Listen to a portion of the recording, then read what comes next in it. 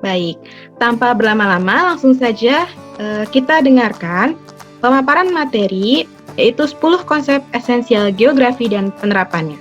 Kepada Ibu Dwi dipersilahkan. Baik, terima kasih. Assalamualaikum warahmatullahi wabarakatuh. Kenalkan dulu 10 konsep esensialnya. Yang pertama, adik-adik pernah mengenal lokasi ya. Jadi ya kita bahasa Inggriskan dulu adalah location ya. Di mana pengertian lokasi yang sering digunakan ya itu adalah posisi atau suatu objek ya dalam ruang. Itu kalau kita lihat bagaimana Indonesia di permukaan bumi ya. Nah, tidak jauh-jauh, kita tidak usah seluruh dunia, tapi kita melihat bagaimana lokasi ya yang secara ruang ya, kita kaji secara ruang itu dilihat dari pernah mendengar ya garis lintang dan garis bujur ya. Kemudian di sebelah selatan kita sampai sekarang masih mengenal nama Samudra Hindia ya. Nah, itu Samudra Hindia. Samudra Hindia itu adalah yang memberikan bahwa kita Indonesia berada di lokasi yang sangat strategis. Selain berada di dua samudra yang maha luas atau sangat luas, maka kita juga mengenal berada di dua benua ya, yang kita lihat ya, benua Asia sebelah utara tapi agak ke timur ya, ke barat, maaf. Itu adalah benua Asia. Kemudian yang sebelah selatan ya, bagian timur adalah benua Australia. Nah, adik-adik, kenapa saya contohkan jalan tol Jagorawi? Karena jalan tol Jagorawi ini adalah akses menuju Bogor. Kalau saya ini misalnya saya berada di Jakarta ya, akses Jakarta Bogor ya, ini sering adik-adik melewati mungkin ya, tapi apa sih artinya gitu ya. Nah, sekarang saya berikan bahwa adik-adik sebetulnya sudah memahami bahwa oh iya ya, ini akses dari kemudahan-kemudahan saya gitu ya, atau keluarga mungkin rekreasi atau mempunyai tujuan dari Jakarta mau balik ke Bogor, atau tinggalnya di Bogor mau menuju ke Jakarta. Nah, ternyata jarak itu juga merupakan satu konsep ya. Jadi salah satu konsep yang 10 tadi ya, yang digunakan untuk mengetahui jarak sekali lagi dari satu titik ke titik lain, dari tempat atau satu lokasi ke lokasi lainnya. Nah, ini jarak ini kita kenal juga ada jarak relatif, ada jarak absolut atau jarak mutlak. Nah, contohnya itu dari Depok menuju ke SMP Negeri Bogor nih ya Mas. Dari stasiun Citayam naik KRL menuju ke SMP 3 Bogor. Ternyata ya jarak sudah dihitung ya, dan waktu yang jaraknya adalah kalau lewat Pradenan ya, kurang lebih jaraknya adalah 21 kilo.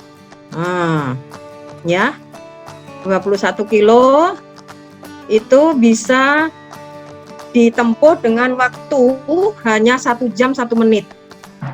Ya, kemudian yang kedua bisa melalui jalan raya Jakarta Bogor.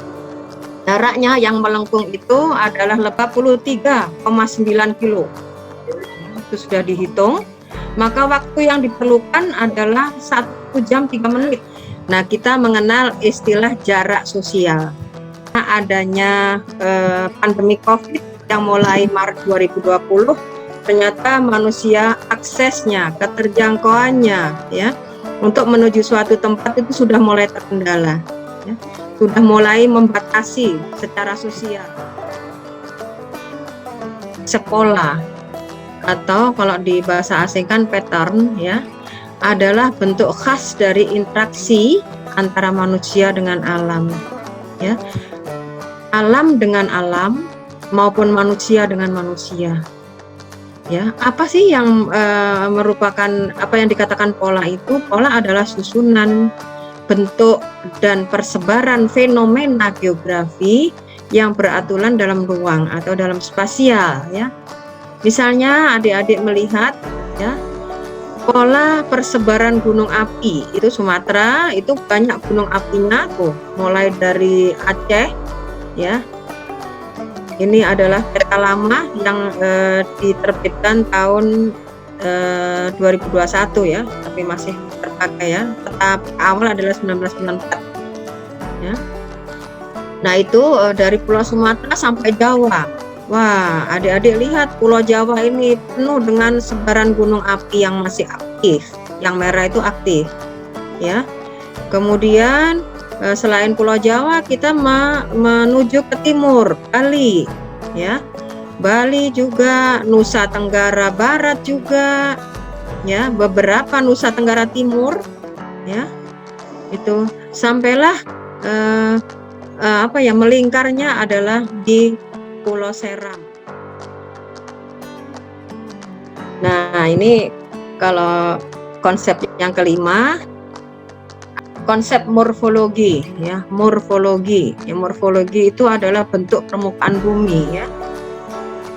Ternyata morfologi yang ada di dunia ini ya, terutama Indonesia, makanya disebutkan bentuk permukaan bumi ya. Secara keseluruhan diakibatkan oleh hasil proses alam ya. Jadi tenaga endogen dan tenaga eksogen. Kalau dari morfologi kita mengenal dataran tinggi, mengenal pegunungan, kemudian mengenal dataran rendah, dan mengenal daerah pesisir.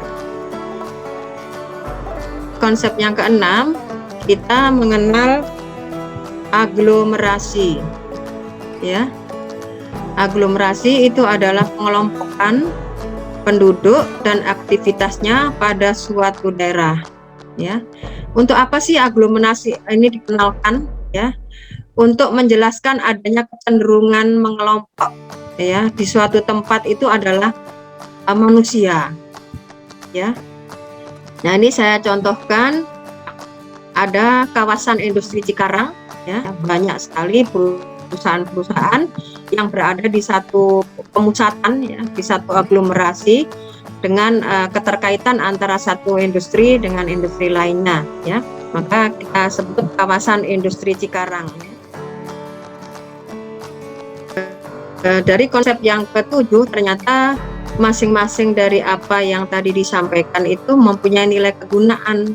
Kegunaan untuk siapa? Kegunaan untuk yang menggunakannya ya. Berkaitan dengan apa? Ternyata berkaitan dengan potensi wilayah ya. Potensi wilayah masing-masing itu sangat berbeda.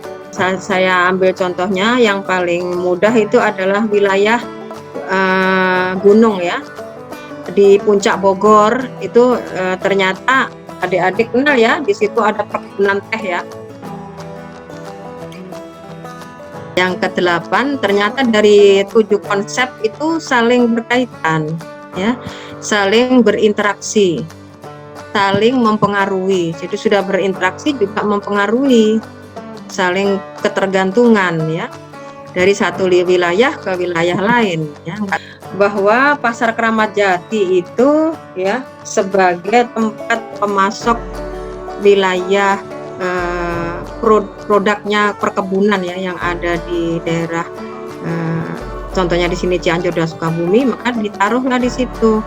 Jadi kalau orang Jakarta ya ingin mendapatkan apa ya keperluan ya atau kebutuhan ya, mereka bisa langsung ke Pasar Induk Kramat Jati ya, dengan harapan yang dibeli jumlahnya besar, harganya lebih murah, cepat bisa dicari gitu ya. Ternyata ada konsep yang mengatakan area ya, area itu adalah dikatakan di sini perbedaan wilayah, baik kondisi alam maupun manusianya yang mengakibatkan adanya interaksi atau keterkaitan antara wilayah. Ini yang paling mudah kita pahami melalui gambar ya. Nah, ini tadi diferensiasi area ya, yang tadi saya menjelaskan bahwa kita ini karena konsep morfologinya ya, tadi kan morfologi kita beda-beda dari dataran tinggi, daerah pegunungan, dataran rendah, daerah pesisir, ya, maka kita bisa membedakan, ya. Maka yang sebelah kiri, Mas Andi, kiri atas tuh, penduduk yang berada di wilayah pesisir, ya, sebagian besar atau mata pencarian yang dominan adalah nelayan dan petani garam. Nah, ini konsep asosiasi dalam geografi, yaitu menjelaskan gejala atau fenomena yang saling berkaitan dalam satu ruang, ya. Kayak tadi ada interaksi, interdependensi itu selalu, ya. Kalau sudah jadi satu, maka di situ akan terlihat adanya asosiasi, ya. Bisa apa diakibatkan oleh apa, ya? Diakibatkan oleh letak, diakibatkan oleh faktor-faktor yang mempengaruhi morfologi, maka aktivitasnya akan berbeda. Tetapi antara satu wilayah dengan wilayah lain tidak bisa dipisahkan. Itu contoh yang paling mudah adalah banjir, ya.